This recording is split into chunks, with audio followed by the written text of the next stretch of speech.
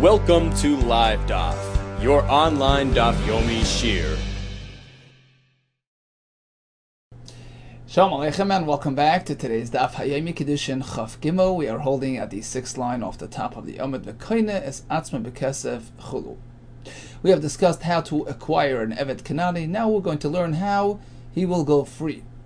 We have a three-way machlekes coming up between Rabbi Meir, the Chachamim, and another Shita, which we will discover in a brayso. So the Mishnah says he's koine es atzma. He gains independence. He goes free. B'kesef al yidei acherim.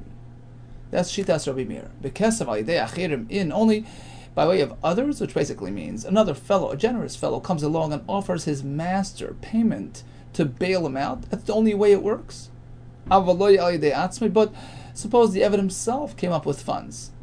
Can you funnel funds through the Evet? Can the Evet himself offer a payout for his release? It sounds that you can't do that. Only by way of others, but not directly from the Evet to his master. Why? Says the Gemara. Why? What are we speaking about here? Are we speaking that the Evet is unaware that he's being bailed out?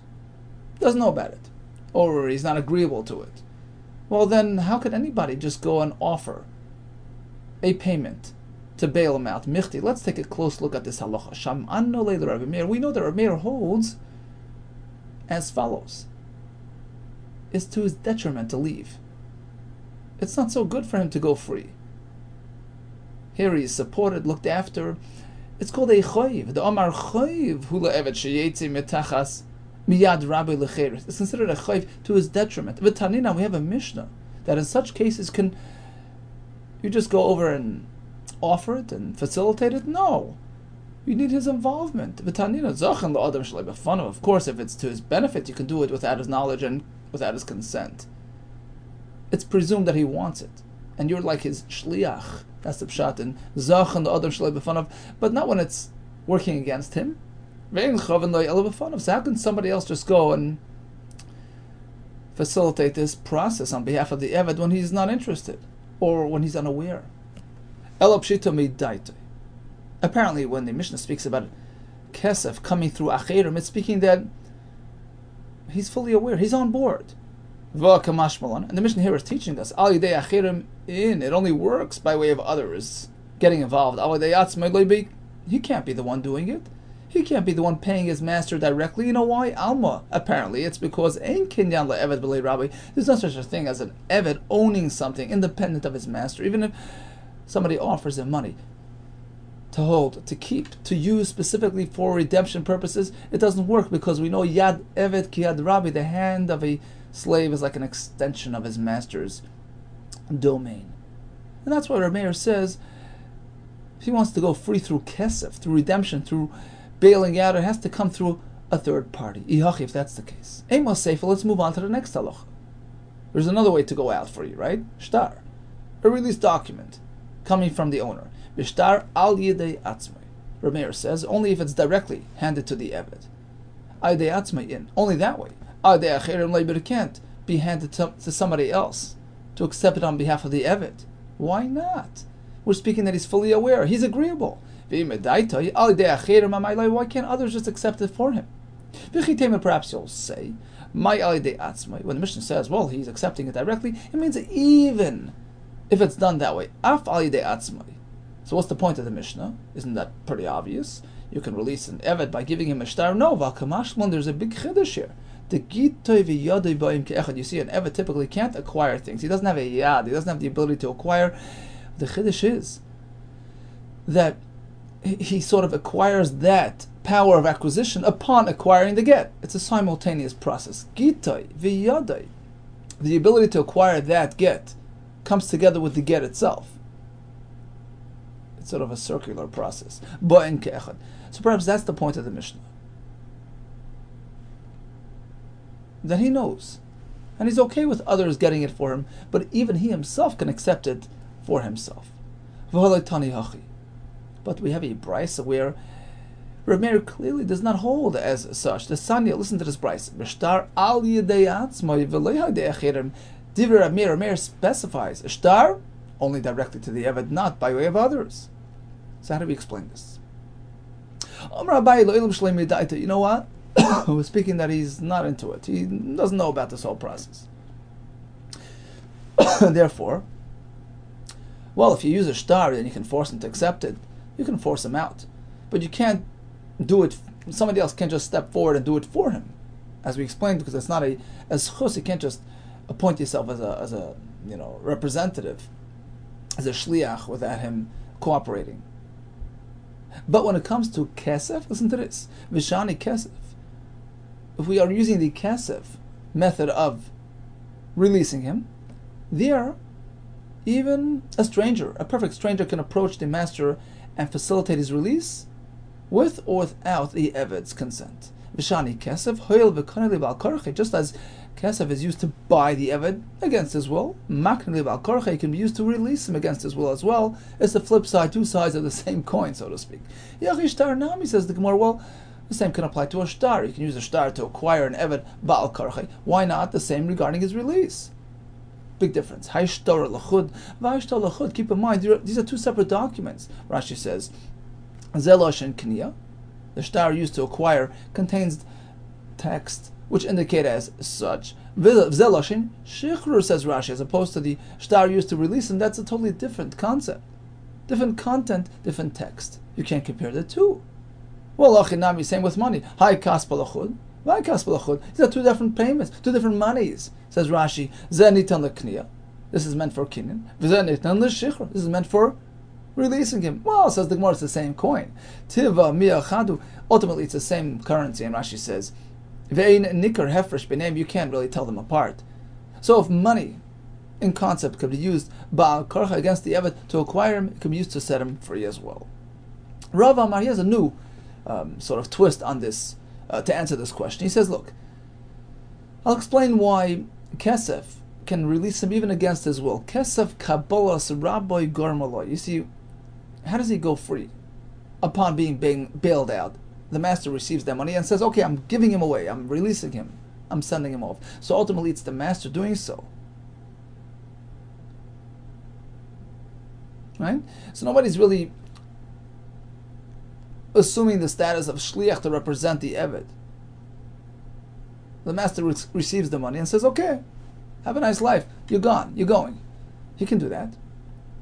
As opposed to a shtar. Kabbalas achirim garmalei. But when it comes to a shtar, it's the other way around. The owner is actually issuing the document, giving it to a third party on behalf of the Eved. There, you need a shliach to accept it on behalf of the Eved. And since it's done ba'al karcha or shalei midaitu, you can't just do that. And that explains the whole shittas Rabbi Meir. So once again, when it comes to kesef, Rabbi Meir holds it only works if it's done by way of a third party, because directly to the Eved, from the Eved to the owner, well, he can't own anything, so he can't have his own kesef. But if another party steps in and does it on his behalf, it works, even if it's shlei midaitiv, the Eved, because as we explained, it works ba'al karcha. A shtar is the other way around. Since it's a chayiv to go free, you can't just have a third party taking it on his behalf without his das. Well, if he's okay with it, of course it works. But if he does, speaking shalei midaita, you can't do it on his behalf. But if it's alidei atzmai, directly to the Eved, then you can do it even ba'al karcha. They go the other way around. B'kesev alidei atzmai. Kesef only works directly from the Eved to his master. Why? Says the Gemara. B'kesev alidei atzmai only works directly from the Eved, alidei achirim leiva, not by way of a third party. Am I why? Okay, suppose we're speaking that he's not involved, he's not agreeable. The Eved is, right? But the Rabbanan don't seem to be too concerned with that, because they hold that freeing of an Eved is something good for him. It's to his benefit to become an independent person, look after himself. Can't have better than that. Rabbanan hold it's a schus, the Amri schusuloi. Yad Rabbi Licheris. Right? If it's something good, then you can offer it for him without his knowledge. But Tanina, we have a Mishnah, Zochin la'adam shalei b'fanav. If it's a schus, you can even do it shalei b'fanav without his das. Ve'in chayiv l'fanav. Chayiv. Something bad, okay, you need his agreement, but a schus, you do not need his consent. So why does the Mishnah say Hakesef only works Aidei Atzmai. Okay, says the Gemara, perhaps you'll say, my Aidei Atzmai. When we say Aidei Atzmai, that's not the only way. It just means Af Aidei Atzmai. It's also a way. It's a Chiddush. Even if it's coming directly from the Eved, it works. The Kamashmon and the Mishnah here is teaching us, the Yesh, as opposed to Rabbi Yehuda, says, an Eved cannot own money to redeem himself. We hold, he could own money. There is a way to do it. You give it to him on condition that you're mastered, right? We'll see later on. The Mishnah here is teaching us the Yesh Kinyan Eved B'lei Rabbi. There is such a concept of an Eved owning something independent of his master. Perhaps that's what the Mishnah is saying. So you're right. You want to release him with Kesef, it can come directly from him, it can come from others, even Shalei Midaite. Is that the Pshat? If that's the case. Eima Sefer. Chachamim continue by saying Bishtar Aidei Achirim.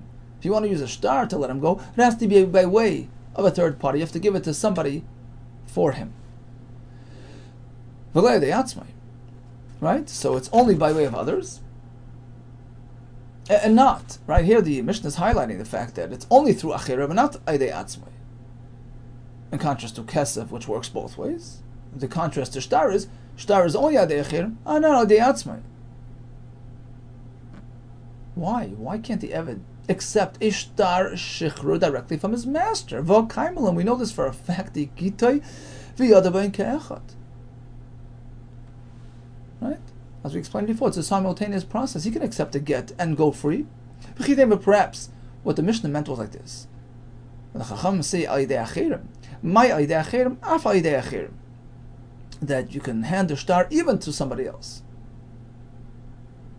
V'kamashmon. And the Mishnah here is teaching us. The reason for that is the chuschu le'eved she'etzim metachas miyad rabbi lecheres. It's good for the Eved to leave his master. It's good for him to go free. It's his benefit. So basically, what we're saying is that there really is no difference between Kesef and Shtar according to Chachamim. It's all about Af. Even this, and not only that. So Kesef can work directly, or Aidei Achirim. Shtar can work Aidei Achirim, and also Aidei Atzma. So why doesn't the Mishnah just pair them together? If that's the case, Na'ar vinu, vinis ninu. The Mishnah should just combine the two methods and say like this. Very simple. B'kesef v'bishtar, bein Aidei Achirim, bein Aidei Atzma. Right? It sounds like a riddle the way the Mishnah is telling it does. Right? Chacham Oimrim, right? B'kesef Aidei Atzma, b'shtar Aidei Achirim. What are you telling me? Kesef and Shtar both can work, whether it's Aidei Atzma or Aidei Achirim. Why doesn't the Mishnah just simply state so?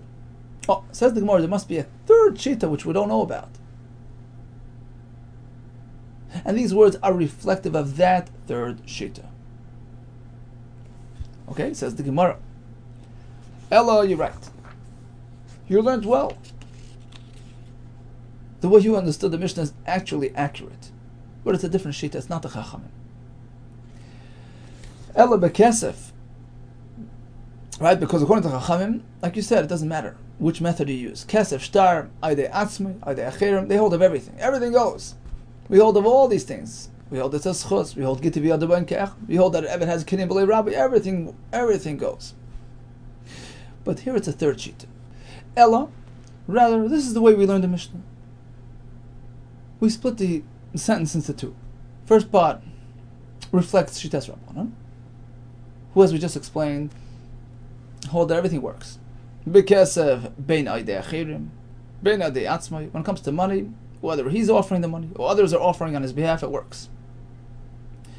Because, as we explained, the Eved can own things without his master's interference, and others can do it on his behalf because it's a schos, it's great for him to leave. Here comes part 2 of that same sentence, which is really a totally different shita. When it comes to Shtar, B'shtar, Aidei Achirim, only others can do it on his behalf. V'loi Aidei Atzma, you can't give it to the Eved directly. Why? To Rab Shimon ben Elazar, who it's a new shita, the Sanya, Rab Shimon ben Elazar Eimer, here's a chiddush. Af B'shtar, likewise when it comes to handing him a shtar, not only when it comes to money, it has to be done through others, because the Eved cannot feasibly own anything. Likewise when it comes to shtar, it has to be through another party. Af b'shtar Aidei Achirim v'lei Aidei Atzmai. Why not? Here comes a bomb chiddush. Rab Shimon Elazar holds, actually he doesn't hold, of the halacha of Gittai v'yadabayin ke'echad. He holds that you can never hand a get shichra to the Eved, because basically you're giving it to yourself. The Eved is an extension of yourself meaning the master. So it's like, taking from one pocket and putting it to the other. Taking from one hand, from your right, and handing it to your left. So that's Reb Shimon Elazar's shita, and the only way to be mishacher through a shtar is by having another person step in and accept it on behalf of the Eved. Ultimately, we have three shitas in this sugya of releasing an Eved. Let's go through all three shitas and try to get some clarity. So bottom line is, before we begin the itemizing different cases, conceptually, we're dealing with three separate questions. Is it a schus to leave? Is it a chayva to leave? Number two, can an Eved possibly own something independent of his master? Number three, do we say Gita v'yada ben ke'echad, which allows the Eved to accept his shtar personally? So we have three shittas: Rabbi Meir, the Chachamim, and Rabbi Shimon ben Elazar. Okay, so let's go through all three shittas. We have the shichrur of kesef. We have through shtar. We have, directly al yedei atzmai. We have al yedei acher. Okay, so let's just start with the Chachamim. That's pretty straightforward. They hold everything works, everything flies. When it comes to kesef, you can give it to the Eved, because yesh kinin le'eved b'lei rabbi. It's possible that he should own something independent of his master. He has money, he can bail himself out. Kesef al yedei acher, even without his knowledge, works because it's chus for him. Shtar al yedei atzmai works because gita v'yada b'in ke'echad, and al yedei acher even shalem yadaita works because it's a chus ulay. The Rabbi Meir holds, when it comes to kesef, only al yedei atzmai does not work because ein kinin le'eved b'lei rabbi, but al yedei acher it works. We had Abaye's pshat, Rav's pshat. We can do it even b'al karcha, even without his das. Shtar al yedei atzmai works. Gita v'yada b'in ke'echad. Al yedei acher even shalem yadaita. Because it's shalem midaita, it doesn't work because it's a chayv for him. But of course, if he would be okay with it, if it's midaita, we all agree that it works. There's no question there. And finally, Reb Shimon Elazar, who holds ein kinei le'eved b'lei rabbi, and therefore b'kesev al yedei atzmai does not work, but al yedei acher it works because it's chus. And likewise, the old shtar the atzmai doesn't work because ein gita v'yad b'en ke'echad, al yedei acher it works even shalem midaita because it is a chus for him to leave. Continues the Gemara. Let's try to explain this shita. Amar Rabba my taima. The Rabbi Shimon Elazar that holds that an Eved cannot be makabel his get, which is a surprising, twist. Says the Gemara, Gomar loh lama isha. We have this gzeira shava connecting the word loh by Eved, by shefcha I should say, and loh by the isha. We learn the two from one another. My isha achiyetzi get l'shus she'en shaloi. How does a get work? Because he put the get out of his rishus. This is the husband. He gives it to his wife, who's sort of an independent person, even when she's married to him. He never really owned her, physically. So it's considered a yetzia mirushusa. He's actually giving away the get, and that's how it works. That's how it's megarish. Av eved nami asher yotzi get lushus she'en shaloi. Likewise, the shichur of an eved, which works basically, along the same guidelines, requires a similar process. It needs to leave his domain. The eved, the eved and the master are sort of one domain. It doesn't work. By Rabbi comes an interesting question. Reb Shimon Elazar, according to this shita, that an Eved cannot accept his own get from his own master, can he go ahead and make a shliach? Can the Eved tell somebody to accept it for him?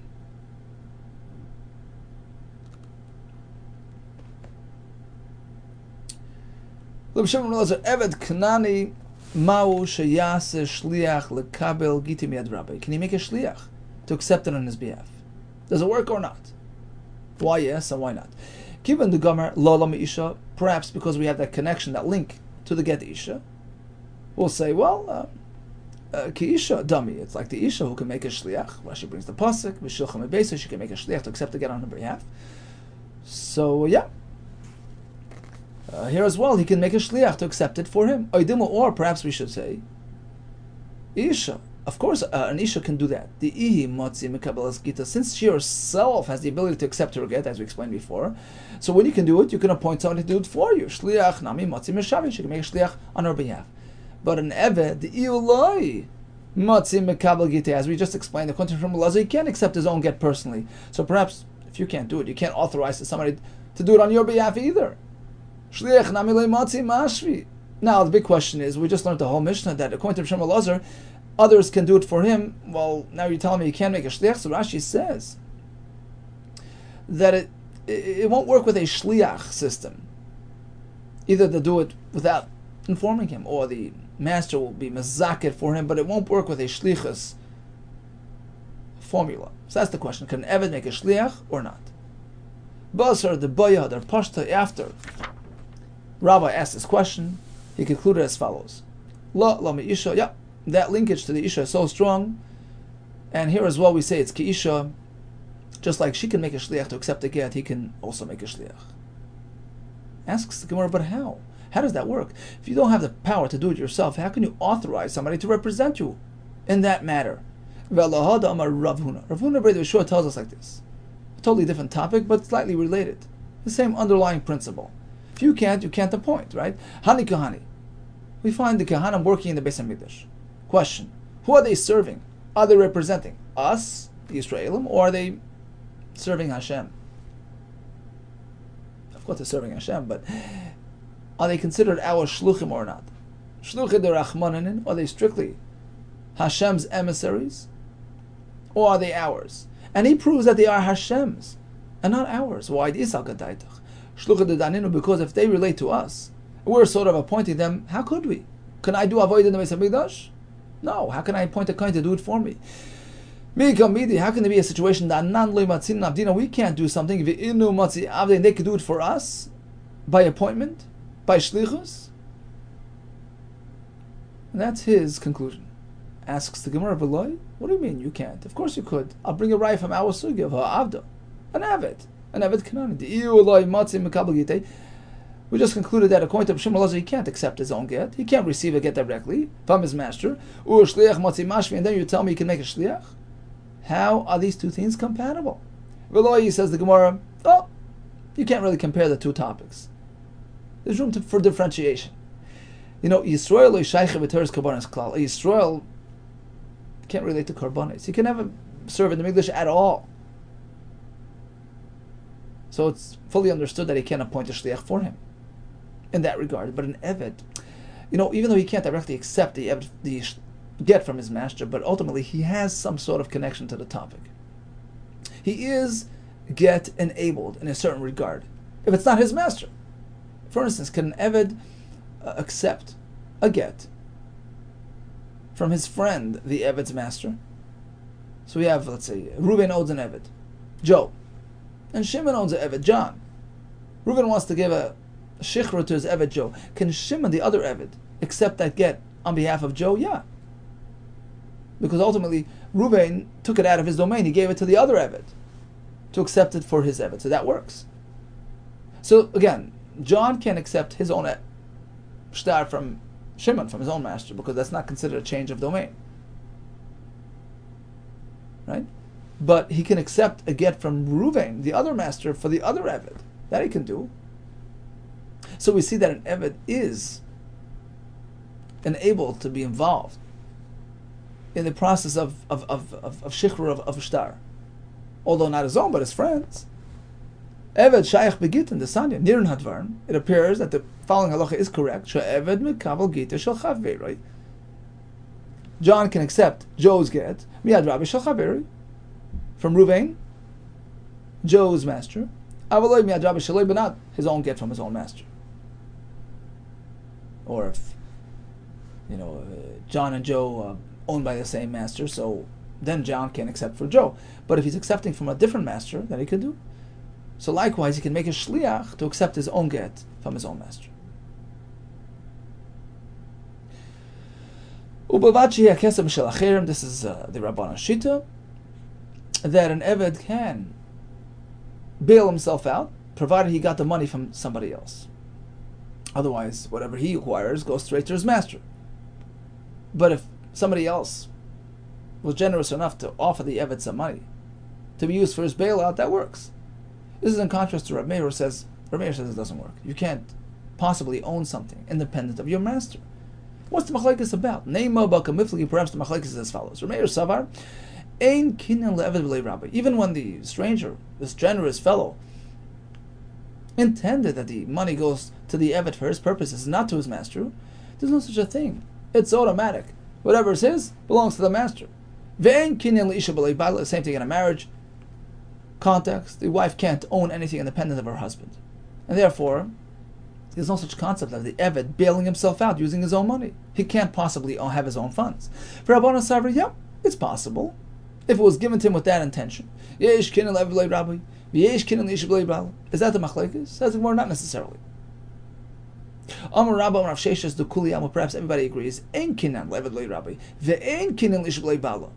Unless something was actually articulated and expressed, like a condition or whatever, you can't just use your intention, your kavana, to block out the husband, to block out the master. Skinner was speaking about a specific case. When he verbalized it, upon transferring the money to the Eved or to the Isha, the Aknile, a fellow, a stranger, walked over to the Eved and he says, look, here's a mana. He told him clearly, I'm giving it to you on condition your master lays his hand off this money. Does that work? That's the machlekes. Rameir Savar, it doesn't work. Once he says take it, Kani Eved, the Eved is kaina. The Kani Rabbi and his master is kaina. You can't just block out the master. Even though he added, well, it's on Lav Klumu. Lav Klum Ka'amar. Those words are worthless. Lav Klum Ka'amar lay, master overrides that. So ultimately it belongs to his master. For Rabbanan Savri, they hold no. Given the Amali Almanas, since he says, look, it's yours on condition that your master lays his hands off, it works. Ahani lay tonight, the condition works. But the Gemara continues. Rabbi Lezer Amar, he disagrees with this interpretation. Kol ki gavna de kuli amale pligi. If it would be this type of case where he's just conditioning, master hands off, everybody would agree the kuli amale pligi the kani eved the kani rabbi. The eved is kind but it goes straight to the master. Why do we have even a discussion about this? We're speaking about a slightly different case. We're speaking about a stranger went and gave him some money. He tells him like this. Not that I'm giving it to you on condition your master lays hands off. No. That wouldn't work. Look, I'm giving it to you on condition. Listen to this. It's meant for one purpose. To be used for a bailout. That's it. It's not even yours. It's yours just for that purpose. This is a very limited type of gift. Here we have the machlekes. Rameir Savar. Even this doesn't work. Because once he says it's yours, Kani Eved, Kani Rabbi, it's his, and it goes straight to the master. Even though he conditioned it and he tied all kinds of strings to it, it doesn't work. For Rabbanan Sabri, they disagree. Look, keep in mind, he's not even giving it to the Eved. It's not like I gave it to you on. I'm not even giving it to you personally.